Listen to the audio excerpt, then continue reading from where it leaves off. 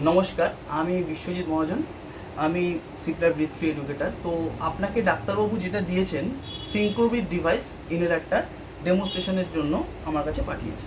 তো সিঙ্ক্রোবিট ডিভাইসটা প্রথমে আমি পরিচয় করে দিই। সিঙ্ক্রোবিট ডিভাইসটা হচ্ছে ঠিক এরকম দেখতে। এটার কিছু পার্ট আছে, আমার আপনাকে প্রথমে বলে দিই। এটাকে বলা হয় ডাস্ট ক্যাপ। পেছন দিকে দেখবেন একটা নাম্বার লেখা জায়গা আছে, এটাকে বলা হয় ডোজ কাউন্টার। এখানে সুইচ আছে, এটাকে বলা হয় টেস্ট ফায়ার বাটন। এইবার আমি আপনাকে বলবো যে এটা কি ডিভাইসটা কিভাবে ব্যবহার করতে হয়। এই ডিভাইসটা triple click sound device. Triple click কি করে?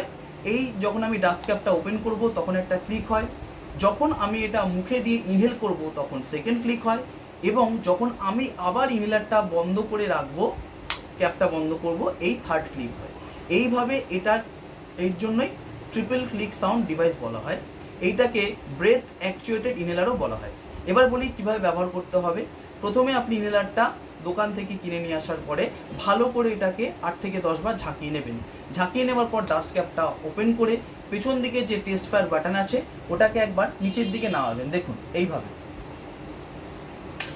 নামালে এই যে ফুস করে ধোঁয়ার মতো বেরোলো, এটা প্রথমবার আপনি করবেন। এটা কিন্তু বারবার করবেন না, ওষুধের দোকান থেকে কিনে নিয়ে আসার পরে প্রথমবার করবেন।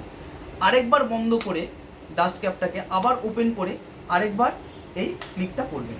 দুবার টেস্ট ফায়ার করার পর আর কখনো করবেন না। আবার যখন আপনি নতুন কিনে নিয়ে আসবেন তখন করবেন, অথবা আপনি মনে করুন কোথাও বেড়াতে গেছেন 10-12 দিনের জন্য, তারপর বাড়িতে ফিরেছেন, তখন যদি আবার এটা ইউজ করা শুরু করেন তখন আরেকবার করবেন। এবার বলি কীভাবে ব্যবহার করবেন। আপনাকে মনে করুন ডাক্তারবাবু দিনে দুবেলা নিতে বলেছেন 2টো করে পাফ। 2টো করে পাফ মানে কি? 2টো করে পাফ সকালে, 2টো করে পাফ রাতে, দুবার করে টানতে হবে। মানে সকালে দুবার টানবেন, রাতে দুবার টানবেন। কি করে টানবেন? জাস্ট এটাকে 8 থেকে 10 বার শেক করবেন।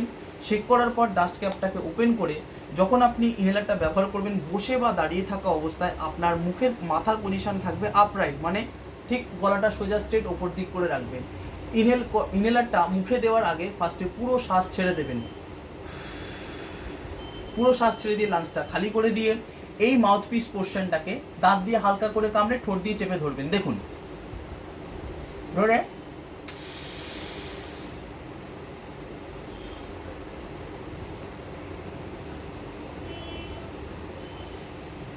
কি করলাম, আমি মাউথপিস পোর্শনটাকে দাঁত দিয়ে কামড়ে ঠোঁট দিয়ে চেপে ধরে লম্বা শ্বাস গভীর করে ইনহেল করলাম। তখন একটা ক্লিক সাউন্ড হলো, মানে ওটাকে সেকেন্ড ক্লিক বলা হয়। ক্লিক সাউন্ড হলো, হওয়ার পরে আমি ধীরে ধীরে ইনহেলারটা পুরো মুখ থেকে বের করে 10 সেকেন্ড দমটাকে হোল্ড করে রাখলাম, তারপর শ্বাসটা ছাড়লাম।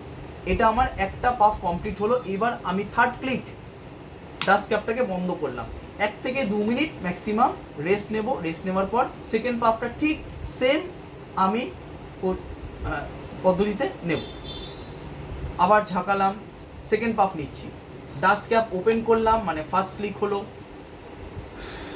শ্বাস ছেড়ে দিলাম,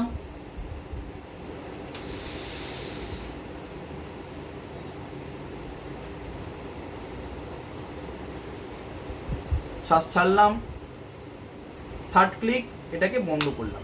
বা আপনি এটাকে ডাস্ট ক্যাপটা যখন বন্ধ করবেন, বন্ধ করার আগে মাউথপিস পোর্শনটাকে পরিষ্কার শুকনো কাপড় দিয়ে মুছে রাখবেন।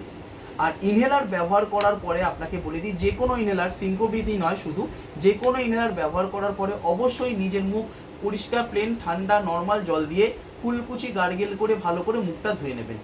ইনহেলারটা শেষ হচ্ছে কিনা কি করে বুঝবেন? পেছন দিকে যে ডোজ কাউন্টার লেখা আছে, মনে করুন এটা এখানে আমার 120 লেখা আছে। এই 120টা যখন আমার 20টা করে পাফ শেষ হবে, 20 ভর করে করে কমতে থাকবে। মানে 120 থেকে 100 হবে, 80 হবে, 60 হবে, 40 হবে, যে এখানে রেড হয়ে যাবে। যখন এটা 0 হয়ে যাবে তখন জানবেন এই ওষুধটা শেষ। তখন এটাকে চেঞ্জ করতে হবে, অথবা ডাক্তারবাবুর কাছে যাবেন। ডাক্তারবাবু যদি এটাই কন্টিনিউ করতে পারেন তাহলে এটাই নেবেন, না হলে অন্য কিছু কিনবেন।